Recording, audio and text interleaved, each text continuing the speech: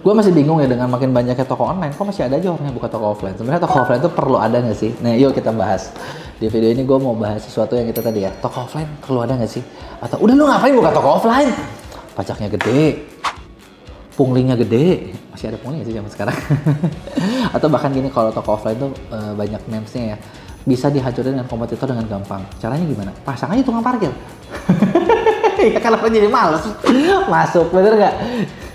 Ya kan? Tapi ya itulah sesuatu yang misalnya kayak online tuh memang menyederhanakan banyak gitu kan. Tapi perlu nggak sih toko offline gitu kan? Atau misalnya generasi kalian masih muda, perlu nggak sih bikin toko offline? Ini kita bahas. Kenapa toko offline sampai sekarang masih perlu apa enggak? Gitu ya. Kalau menurut gua sebenarnya meskipun toko online ada, tapi kayak ada beberapa hal yang nggak bisa digantiin sama toko offline. Gitu. Maksudnya apa? Contoh gini. Lu bayangin, memang teknologi makin canggih ya. Maksudnya kayak gue pernah tahu ada e-commerce lokal yang mau coba bikin kayak jualan baju di mana lu bisa pakai pura-pura di baju lu misalnya kayak pakai ini bisa. Ada lagi apps dari ini, kalian tahu nggak? Kalau kalian butuh dekorasi rumah, gue tahu ada aplikasi yang kayak gue mau beli meja ukurannya segini, lu foto kamera lu di ruangan nanti kelihatan mejanya cakep nggak ya, cocok nggak ya gitu loh. Ada yang udah bisa kayak gitu. Gitu ya, baju mungkin bisa lu pakai selfie atau pakai foto lu, nanti dia bisa kira-kira bajunya jatuhnya seperti apa. Nah, tapi sebagai namanya manusia, lu tau nggak manusia tuh punya panca indera, bener nggak? Panca indera tuh mata, telinga, bau, sentuhan, bener nggak? Sama rasa. Nah, kalau di online sampai sekarang ini mungkin baru bisa ngambil 2, mata, telinga. Ya mungkin sih nanti dengan namanya metaverse dan segala macam kita bisa kayak seolah-olah merasakan. Tapi kan meskipun nggak secara fisik ya. Nah, ada satu hal yang nggak bisa dihilangin toko offline. Itu ada 2 lagi. 5 yang tadi nih, mata, telinga bisa dirangsang.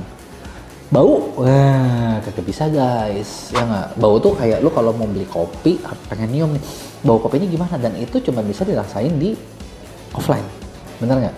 Terus lu mau nyentuh teksturnya kayak gimana? Lu mau megang bahannya kayak gimana? Tebal apa enggak? Tipis apa enggak? Feel-nya kayak gimana? Itu masih bisa di offline.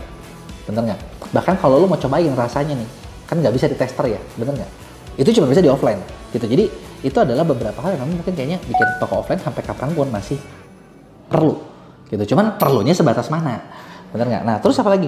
Interaksi sosial. Interaksi sosial tuh gimana? Ya maksudnya kayak kita ngobrol sama pembelinya, gitu. Gini, gue nggak tahu ya sekarang bisa jadinya atau enggak. Justru gue pengen tahu sama kalian. Kalau di zaman gue, kadang itu kita beli itu bukan cuma karena harga paling murah, tempat paling dekat. Karena gini misalnya, gue punya langganan, gue suka nih belanja di toko A. Gue suka ngobrol sama yang belinya, yang jualnya. Jadi kayak kadang kita beli barang misalnya kemana ya, mau belinya bentar, karena bisa ngobrol sama dia 5-10 menit, gitu kan. Yang kayak nyambung aja gitu, bener nggak? Nah, ini hal-hal yang nggak bisa diambil, bener nggak? Ini hal yang nggak bisa diambil di online. Karena di online ya ngobrol juga bisa sih, tapi kan gitu-gitu aja. Gitu kan, cuman chat gitu kan. Dan gue dulu punya salah satu tim yang senang banget jualan online, di mana tim gue ini karena orang cerewet, jadi dia tuh kalau lagi ngeladainin pembeli itu bisa chatnya panjang, jadi bisa diajak curhat.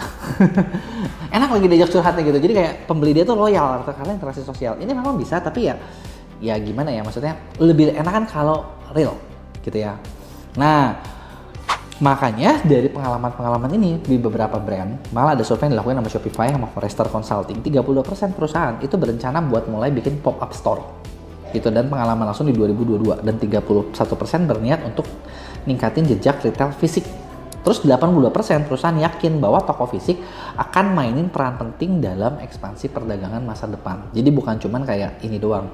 Banyak brand juga mulai mengakui nilai interaksi sosial yang menyertai pengalaman belanja langsung karena ada permintaan yang meningkat untuk koneksi-koneksi ini.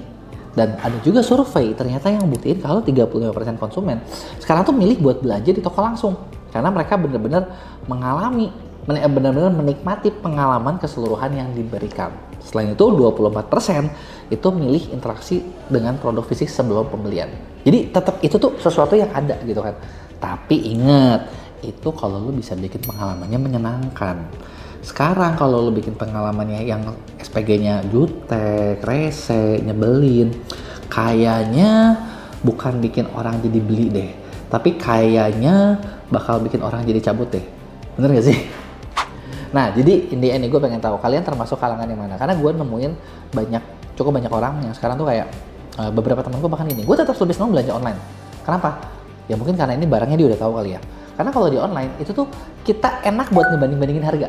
Nah, kalau di offline kan gue udah masuk nanya, berapa kok? Harga segini, oh oke, kok kemahalan ya, tapi mau nawar nggak berani, mau ini malu, mau ngebandingin nggak enak. Nanti ya tanya-tanya dulu nggak enak gitu, bener nggak? Mau nawar nggak bisa dan makanya online aja tinggal lihat, oh iya ya udah oke, beli yang ini. Gitu. Nah gue pengen tahu kalian lebih setuju mana nih, online atau offline?